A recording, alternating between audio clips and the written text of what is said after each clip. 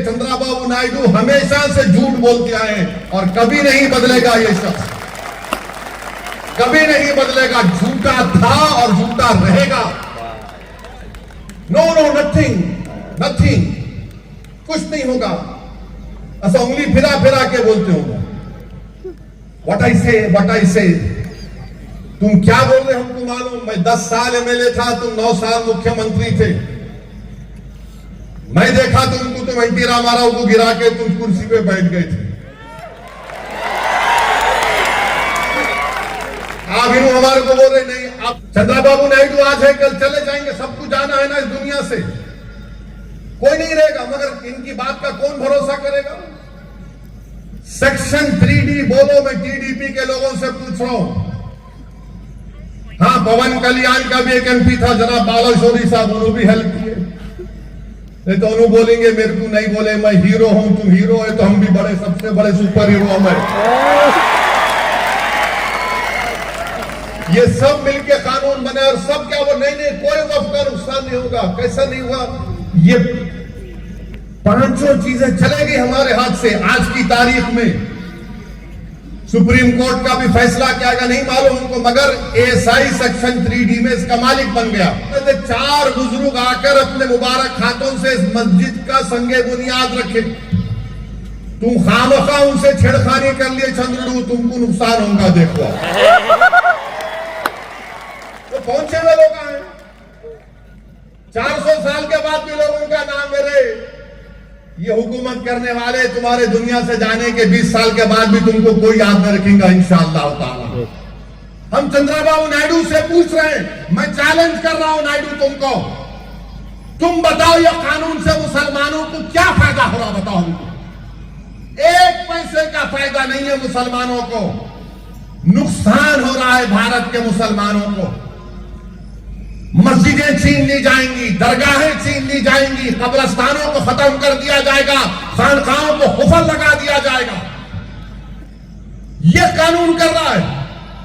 और चंद्रबाबू नायडू, मैं ये समझ रहा था कि शायद आप 2002 में बीजेपी का साथ देने के बाद आप इस तरह की गलती नहीं करेंगे, मगर आपने ये साबित कर दिया कि जहां पर मुसलमानों का मसला आएगा आप संघ परिवार के झंडे को पूरे भारत में नाफिज करेंगे। आप इस मुल्क को, इसके सेकुलरिज्म को, इसके प्लुरलिज्म को, इसके डाइवर्सिटी को कमजोर करना चाहते हैं। क्यों किया चंद्रबाबू नायडू ने ये। अरे आपको आंध्र प्रदेश का कैपिटल बनाना है, बनाओ, हम भी लड़ेंगे अमरावती के लिए। आंध्र प्रदेश की तरक्की के लड़ना, हम भी लड़ेंगे आंध्र प्रदेश के लिए। हमारा पुराना रियासत रहा है।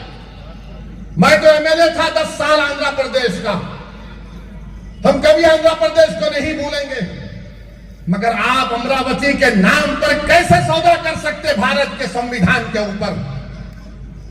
आप आंध्र प्रदेश का हवाला देते और कैसे आप कॉन्स्टिट्यूशन को कमजोर करने की इजाजत दे सकते हैं। अभी भी वक्त है चंद्रबाबू नायडू साहब, इस कानून पर अमलावरी को रुकाइए।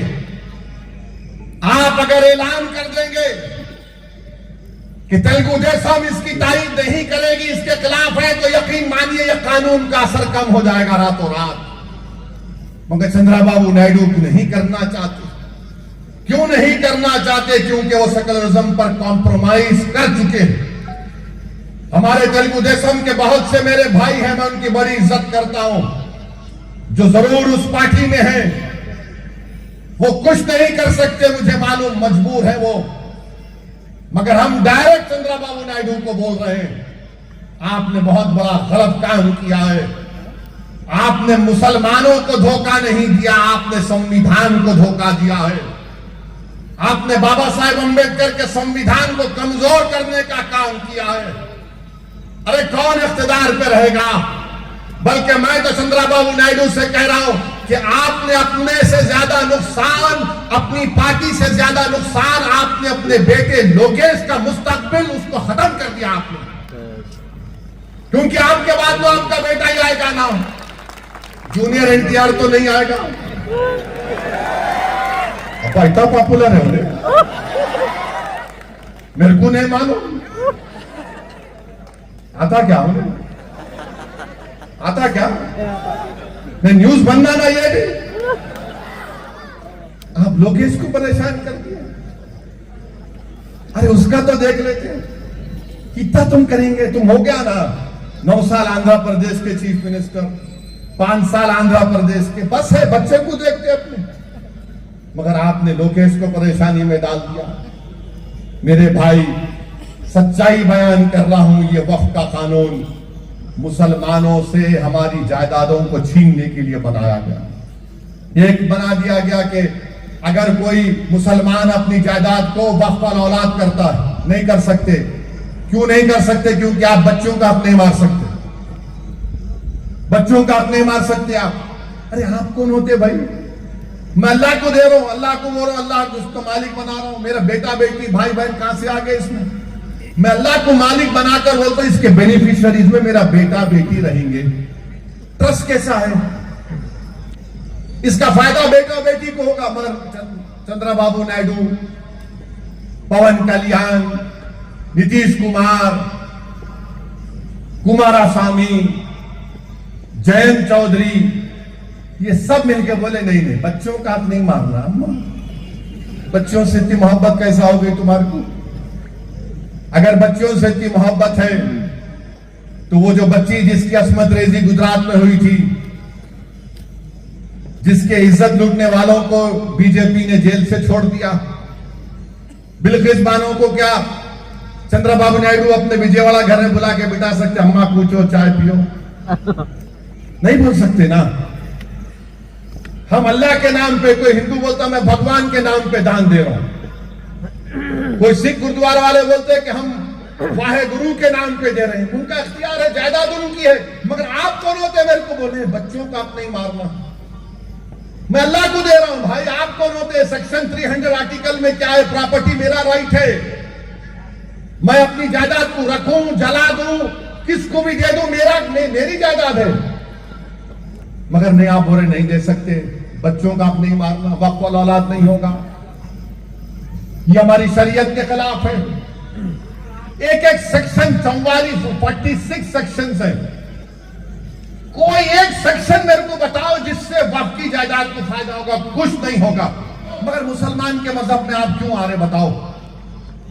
जब आपके लिए अच्छा तो हमारे लिए बुरा कैसे हो गया बताओ चंद्रबाबू नायडू? क्यों आपके लिए अच्छा है तो हमारे लिए बुरा क्यों है?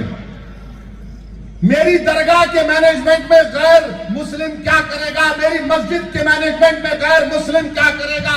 मेरे कब्रिस्तान में गैर मुस्लिम क्या करेगा? मेरी ईदगाह में गैर मुस्लिम क्या करेगा? मेरे खानकाहों में गैर मुस्लिम क्या करेगा बताओ? मेरे अजीज दोस्तों और बुजुर्गों, ये एक तारीखी वक्त आपके पास है। आप all India Muslim personal law board के दिए गए हर फैसले के पाबंद रहिए। इत्तेहाद की फजा पूरे मुल्क में है। चंद्रबाबू नायडू और नरेंद्र मोदी को इस इत्तेहाद को और ताकतवर बनाना पड़ेगा। वो कब ताकतवर होगा? जब यहां पर भाईचारगी मजबूत होगी, जब यहां पर इंसाफ मजबूत होगा, जब यहां पर हर चीज मजबूत होगी जिससे मुल्क मजबूत होगा। मगर इस तरह के अगर कानून बनाए जाएंगे, किसी की मजहबी आजादी को छीन लेना, किसी के मजहब पर चलने से रोक देना, तो फिर कैसा होगा बताओ? कैसे होगा बताइए आप? मेरे अजीज दोस्तों और बुजुर्गों, मेरी आप तमाम से गुजारिश है कि आप कसरत से दुआ करिए कि अल्लाह सुब्हाना व तआला हमारी तमाम वक्फ की जायदादों को अल्लाह आबाद रखे। तो मेरी आप तमाम से गुजारिश है कि अल्लाह से दुआ करते रहिए, जिद्दोजहद करिए। जो program all India Muslim personal law board से दिया जाएगा उस पर अमल करिए। तेलुगु देशम पर, पवन कल्याण पर, चंद्रबाबू नायडू पर अपने दबाव को बरकरार रखिए। जो हमारे भाई उन पार्टियों में है उनके अपने लीडरों को समझाओ आप, ये गलत है, ये गलत फैसला है। उनको बताओ कभी भी तुम्हारे पास टाइम है, वरना याद रखो कहीं ऐसा ना हो जाए कि तुम गुमनामियों के वादियों में भी तुम्हारा जिक्र नहीं होगा कभी इंशाअल्लाह ताला।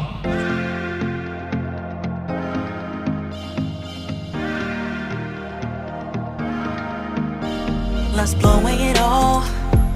터진 꿈과 상처 모든 것이 두려움 Yeah, we'll fix everything 나의 손길은 너에게 다가가 감추인 네 날개를 높이 들어 I wanna hear you say Bring the light Run to the end of the sky Bring all the miraculous 모두 두렵지 않아 너와 나의 메카닉은 승리의 guardian 승리의 guardian Run to the end of the sky yeah Bring all the lights 새로운 걸 줄게 Oh 너에게 Now we run to the end of the sky yeah 새로운 너와 나 이제 시작돼 우리 이야기 yeah Now we're breaking all the rules that don't need to become true 팽이나 dip the mirror 새로 we built up 안 기다려 나는 low finesse booze Oh yeah yeah yeah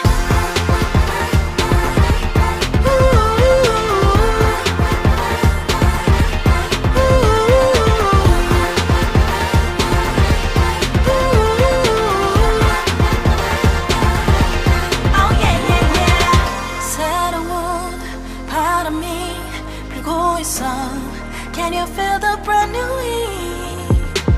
감춰진 나의 날개를 높이 들어 맘 깊이 파고든 너와 나의 메카닉 I wanna hear you say Bring the light Run to the end of the sky Bring on the miraculous light 모두 두렵지 않아 너와 나의 메카닉은 승리